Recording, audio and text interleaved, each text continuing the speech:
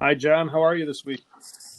Hey, Elliot, a lot better. We got a new administration. It's sunny here in Northern Virginia, and we got a lot to do, but much better than we've been. So good.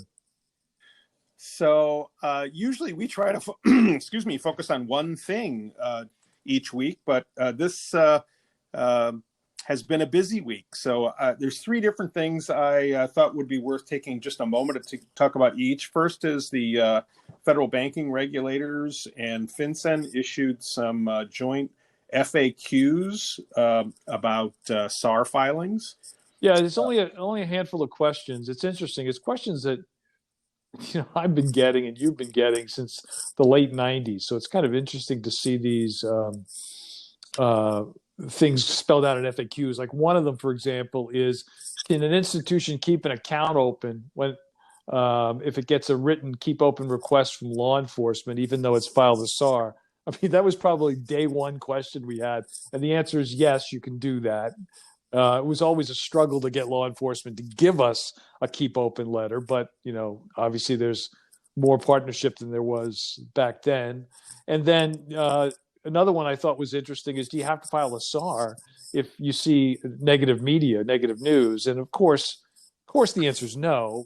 But obviously, it gives you some insight that you need to do a little more checking. And then, of course, there's that the option of filing after that. But it's always useful to give direction in this space, but that is definitely one. Another thing that happened, as you know, is there's a number of hearings on new cabinet members, and one is Janet Yellen to the Treasury Department, and she was asked a series of things, of course, focused on the economy, but there was one set of questions on cryptocurrency, and it was sort of interesting. It got played in a lot of press reports, what she said about that, and I thought it warned us at least mentioning a little bit. So what was Yellen's take on cryptocurrency? Well, she suggested that lawmakers, because she was, of course, speaking to members of Congress, consider curtailing the use of cryptocurrencies because there is serious concern that they're mainly used for illegal activities. Now, again, it's important to distinguish between the actual crypto or virtual currencies and the technology that underlies them, which is blockchain, which is being used now for many, many things. Right. But she was specifically talking about that. It was interesting because a number of the virtual currencies like Bitcoin and Ethereum and others have been on a tear in terms of value. They all, not all, but some of the primary ones took a little bit of a step back in the markets in reaction to, or in their values in reaction to that comment.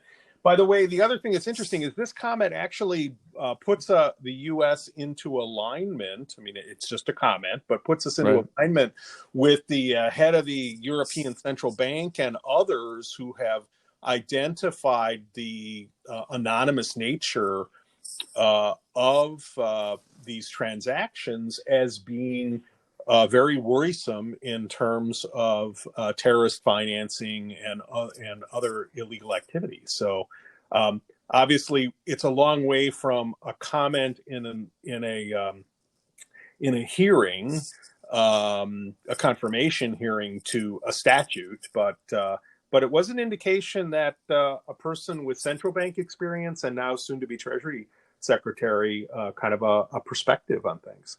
No, that's right. And one of the things is we both know we're going to be adding some experts in the crypto space to the company that we're going to be working with, and we're doing more programming in that area because that tends to be an area where people express concern but don't always have the expertise to explain it so people like us can understand how it works besides the obvious ways that it works. So we're looking forward to providing more content in crypto as well. Yeah. And then the last thing I think we need to talk about is just today, it was the Domestic Terrorism Prevention Act of 2021 was introduced into the Senate. And it's clearly, if you read it, it's a direct response to the events of 2 weeks ago. Right, and again, well, if the House and Senate have introduced the same bill, Dennis Lormel and I did a lengthy interview on this that'll get posted next week. So we go into some detail there. But the thing that I thought was interesting, besides creating offices within various law enforcement agencies to specifically deal with this, was the reference to training. Mm-hmm. Training becomes so important in this space. The one gap in all of this, and I think this legislation will move pretty quickly, and something Dennis and I spent some time talking about, is you need to bring the private sector into this, bring our peers and colleagues from the financial sector, so that we can do what we've done with terrorism in general and with human trafficking, come up with case studies and typologies and be able to deal with preventing the movement of funds that enables this action. But this is clearly a really good first start. Agreed. Agreed on both parts. Good start, and this cries out for public-private partnership.